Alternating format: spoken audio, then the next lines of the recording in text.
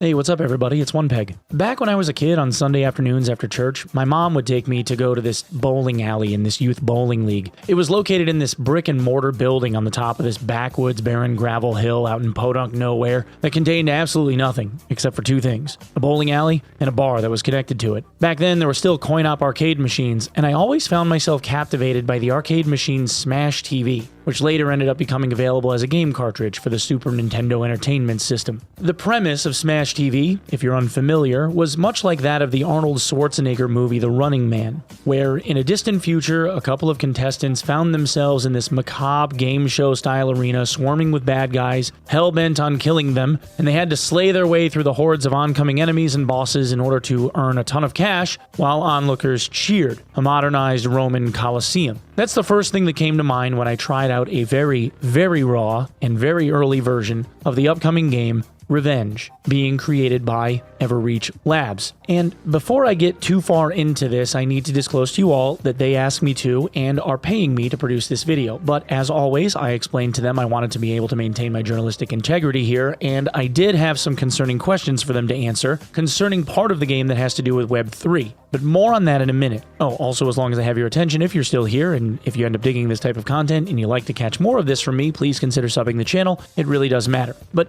anyway, Revenge is a bit anomalous in a couple of different ways. While it's not being portrayed with this game show feel, it does feel a lot like being stuffed into a Running Man or Smash TV style of scenario. I was able to play a couple of rounds with a few of the leads of the development team, including the design director of the game, that was able to provide insight into some of their ideas, and also their lead marketer and CM, who was able to talk to me about some of my concerns, which I will play for you here in a minute. But anyway, about the game. The story goes that this AI named Mara went rogue and started to infect and overtake the last bastion of humanity, a digital cityscape referred to as the Everreach. Now, there isn't really any lore that I could find that I could link up to as to why this digital space is the last hope of humanity, but from what I can see in the game, it looks like that's something that you unlock as you play it, but I digress. Well, there's your I digress for the video. Mara, for the most part, according to the lore, has been contained, but her confinement is not foolproof, and she's able to periodically seep through the cracks of her digital prison and infect certain parts of this digital landscape. The player's job is to make a coordinated effort to collect the valuable data in the area, referred to as sparks, survive the onslaught of various enemy types in this space, locate the necessary keys, and extract via a portal. Plotline-wise, this reminds me a lot of an early CGI animated series called Reboot, in which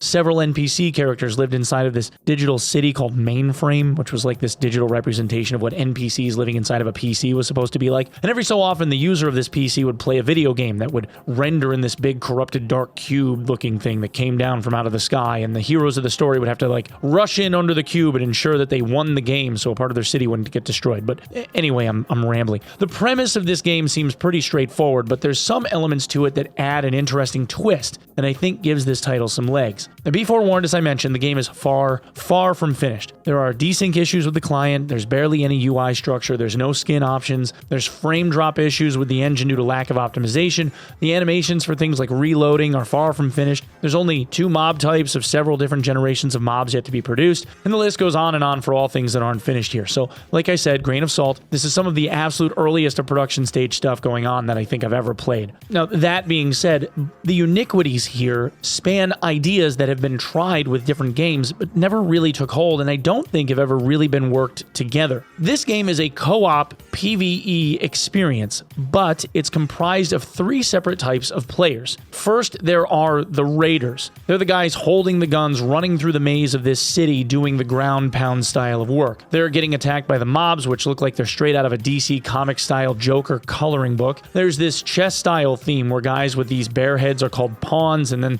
the larger fellows are called knights, with more mob types to come, and Mara kind of like taunts you all through this. I got you. I got it open. Thank you.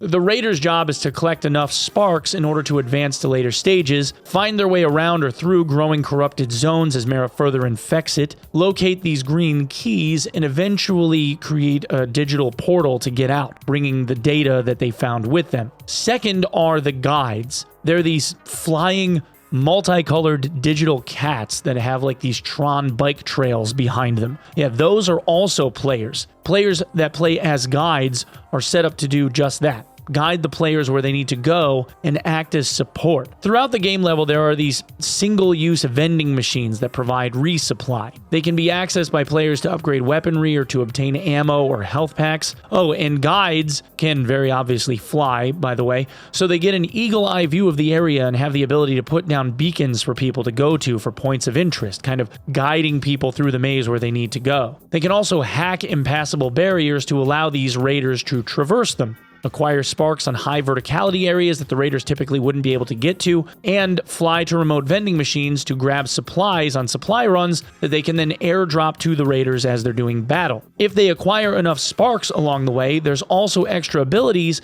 called game changers that guides get to use that act as kind of like ultimate abilities where you can call in bombardment style airstrikes or give enemies slowing debuffs and other abilities that have yet to be added to the game. But even this still are not the only types of teammates that exist. There's also going to be a Twitch style of integration with the game using a Twitch extension that will allow viewers of Twitch streams to vote on additional boons to further assist the raiders in completing their tasks, or not. Katniss gets the burn cream from her patron in the Hunger Games kind of stuff. When I heard the premise of the game and these three components, I mentally leaned forward in my gaming chair. It sounded really cool. And even in this early stage of development, the game loop wasn't bad. And it also had a few things that I found surprising. First, even though it's super early and super raw, I can see where as the difficulty increases, you'd definitely need a well-coordinated team to push the higher difficulties. That is, assuming they have higher difficulties as people level up. And yeah, there's going to be some RPG style of progression of your character that they're working on fleshing out and wasn't in this build but is planned. One of the other things I also found to be an interesting piece was that the devs were pretty adamant about generating a culture around the game that wasn't centralized around competitive toxicity concerning player versus player combat. I kinda got the feeling that they had seen their share of that life, and instead wanted something that felt challenging but rewarded cooperation as opposed to just beating another person at the game, which at some level I can respect. But I do wonder if a PvE-only experience as a live service game will end up having long-term staying power. Also, the cityscape. Yeah, I thought this arena was like a couple of city blocks or something maybe in size. No, it's freaking massive. The city is humongous. When I was playing as a guide, it actually took me a couple of solid minutes flying across the map to get to where I could even see the HP bars of one of my teammate raiders,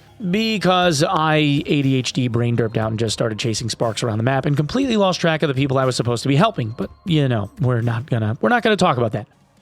This map is massive, dude. Holy shit. I didn't realize how big it was. Huge. It's huge. Man. Holy shit.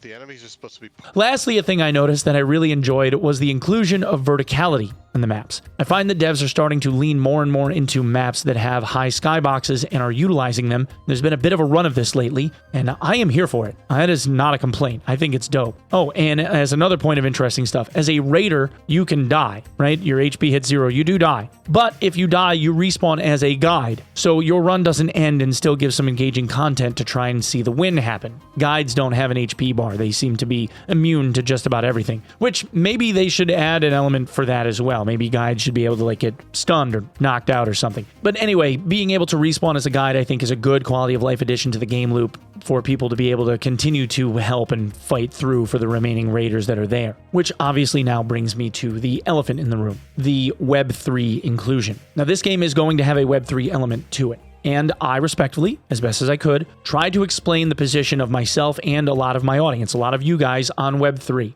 I guess, would you guys mind speaking just a little bit more on like the Web3 side of the project and how you're planning on implementing that? How can I put this? My audience are not idiots.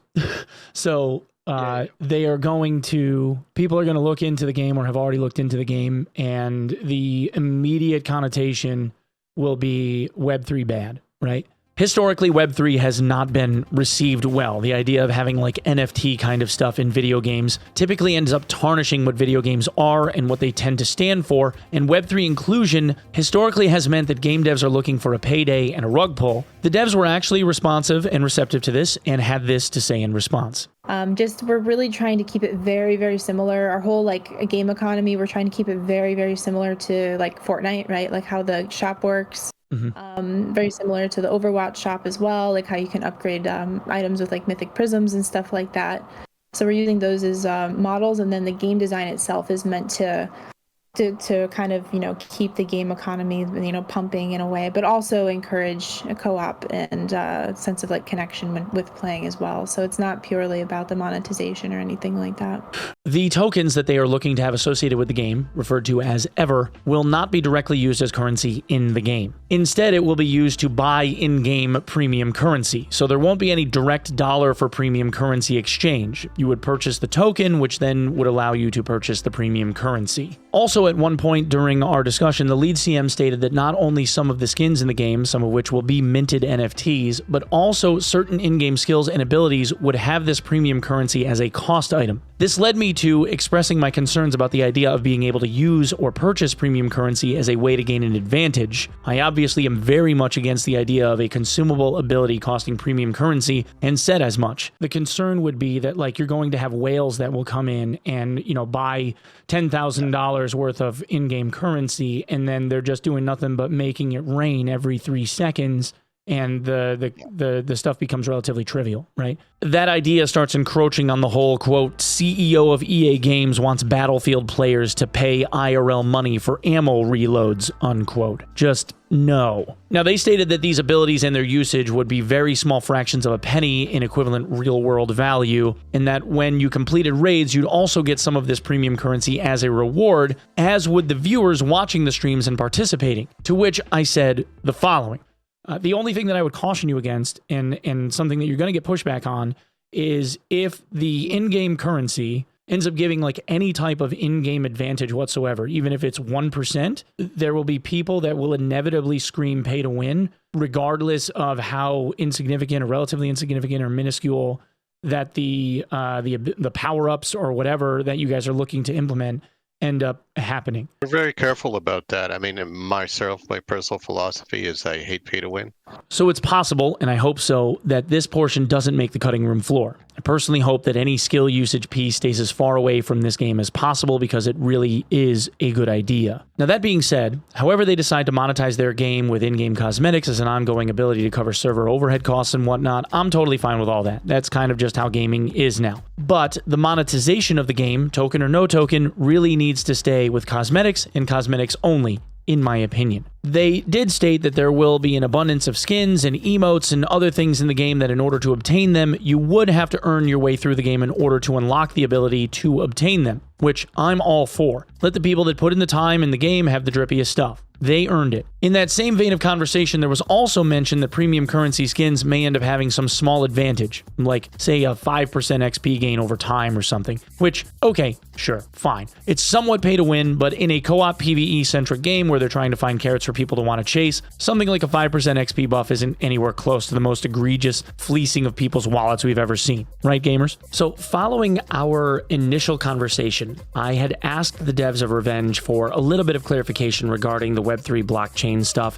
and any perception of pay to win. They did have this to say. So, in regard to the Web3 and blockchain stuff, they said that it's designed to be blockchain enhanced or Web3 enhanced, not blockchain required, meaning that you can play the entire game for free. It's going to be a free-to-play game. You can play the game and have fun without any of these blockchain elements unless you absolutely choose to. They also said the principal game design philosophy is focusing on enhanced player cooperation while preventing exploitive and unfair pay-to-win mechanics, meaning that the idea here is that through interaction between you and the audience, say as a Twitch streamer, you could be getting the benefit of getting like quote-unquote tipped or bits or whatever to enhance that gameplay, which would then be kind of like a paid enhancement, but everyone in the game at the time, whether they're randos or not, would be benefiting from that. It wouldn't just be like a single player and their account benefiting from that stuff. And if you were to boost anything for yourself through any of these like Web3 or like pay for convenience options,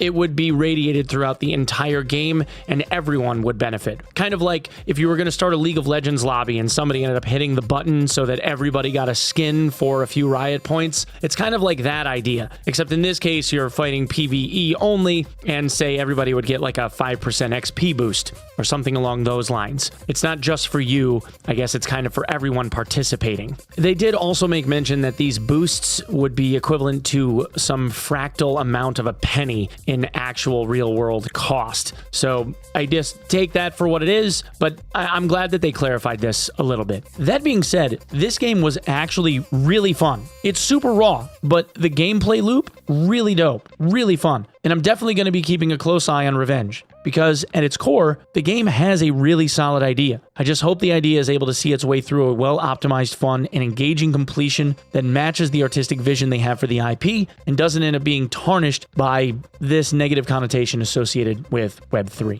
Anyway, guys, that's what I have for this one. Thank you so much for lending me your eyeballs, and I will see you in the next video. Peace.